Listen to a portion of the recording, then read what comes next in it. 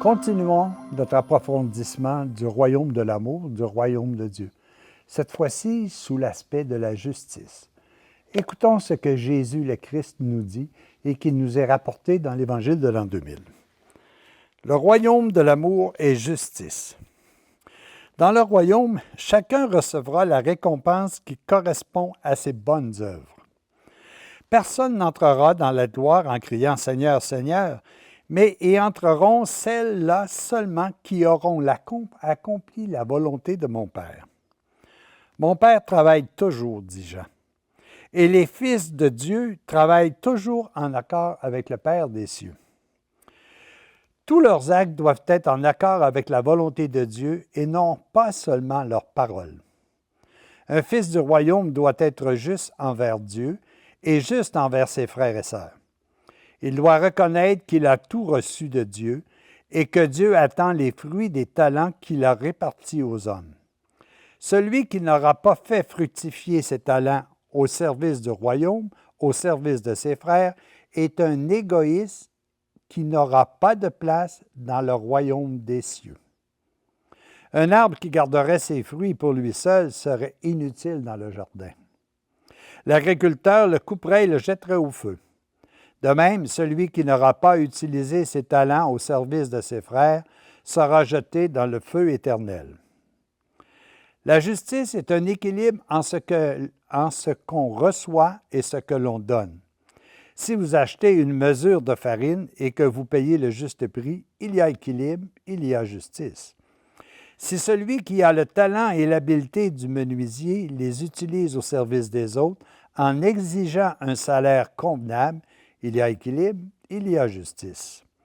Si un riche se sert de ses richesses pour faire progresser ses frères moins favorisés, il y a équilibre et justice. Si un pays riche aide un pays pauvre à se développer, il y a justice et équilibre. Mais si un pays riche exploite honteusement un pays pauvre pour vivre dans l'abondance et le luxe, pendant que l'autre vit dans une misère toujours plus grande, il y a rupture d'équilibre, il y a injustice. L'injustice est d'autant plus grande que l'équilibre est plus gravement rompu et que la différence augmente jusqu'à devenir comme un fossé infranchissable.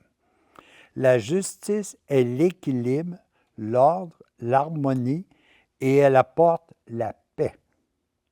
L'injustice apporte le mécontentement, l'esprit de vengeance et la guerre. Les fils du royaume doivent vraiment pratiquer la justice.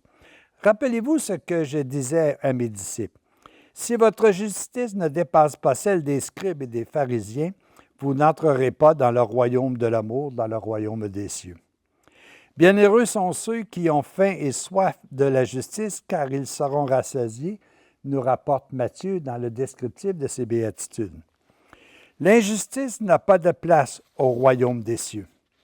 Mais dans le royaume, les justes brilleront comme le soleil au firmament. Encore ici, mes amis, on voit très bien qu'il y a une notion très différente du concept de la justice selon qu'elle est vue avec le cœur de Dieu ou le cœur de l'homme. Bien souvent, Dieu ne connaît pas le mal. Il ne voit qu'avec amour. Il ne voit que ce qui est beau, bon et juste chez les gens. Et quand on parle de la justice de Dieu, Dieu ne fait que récompenser les actes d'amour que chacun de nous faisons. Mais lorsqu'on rapporte ça à notre qualité de personnes humaines, de personnes esclaves de la matière, esclaves de l'illusion, on a toute une autre définition de la justice. On dit même que rendre un jugement, c'est donner de la justice. Non, rendre un jugement, c'est recevoir des faits que l'on juge à notre façon, bon ou mauvaise. Ce n'est pas un équilibre dans une réalité vraiment grande. Je pense que c'est important de regarder ça aujourd'hui puis de l'établir. Est-ce que nous essayons tous et chacun d'établir un équilibre de vie entre ce que l'on a reçu et ce que l'on donne? Nous avons énormément de richesses qui nous sont données gratuitement. Nous avons un territoire immense au Québec pour recevoir des gens qui en ont besoin. Nous avons une alimentation qui nous est donnée. Nous avons le soleil, la lune, la pluie. Qu'est-ce qu'on fait pour rendre justice à celui qui nous a donné tant? Est-ce qu'on est prêt à le partager avec ceux et celles qui souffrent? On regarde de plus en plus les guerres qui peuvent exister au niveau des différents pays. Et la base de tout ça, c'est tout simplement une exploitation. On veut avoir la richesse de l'autre. Ce n'est pas une question de dire je vais rentrer en guerre avec tel pays pour le libérer. Absolument pas. C'est parce qu'on veut davantage ce que les autres ont. Et là, il y a déséquilibre. Et là, il y a injustice. Alors, regardons aujourd'hui quels sont les actes que moi je peux faire pour rendre justice. Mais une justice, non pas en fonction de ce que les autres me doivent, mais en fonction de ce que moi j'ai reçu et que je dois partager avec ceux et celles qui nous sont donnés, qui nous entourent. Regardez l'exemple. J'ai eu la chance dans ma vie, moi, d'approfondir la parole de Dieu. Si je la garde pour moi et que je n'en fais pas profiter les autres, bien, je suis un peu comme les scribes et les pharisiens du temps de Jésus. Je veux garder tout ça pour moi, pour me glorifier personnellement, pour me sauver moi. Mais savez-vous que celui qui a la clé du royaume, c'est celui qui est à côté de vous et qui reçoit de vous l'amour, qui reçoit de vous la paix et la joie.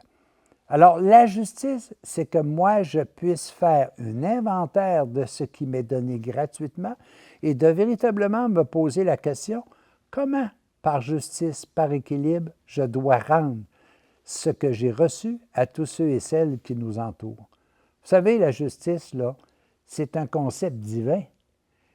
L'injustice est devenue un concept humain, mais nous devons nous rapporter à la justice de Dieu.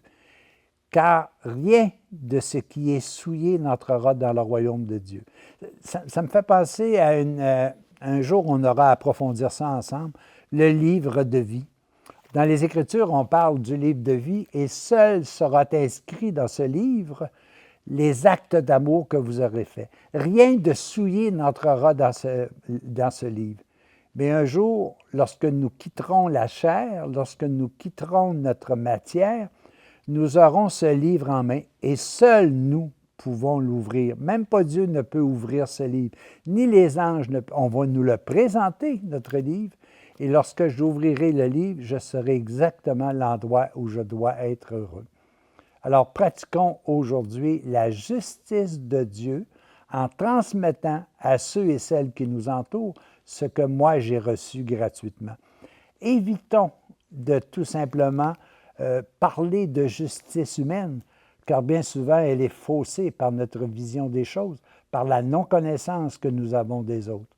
Alors ensemble, aujourd'hui, je vous souhaite une justice divine, d'amour, de paix et de joie.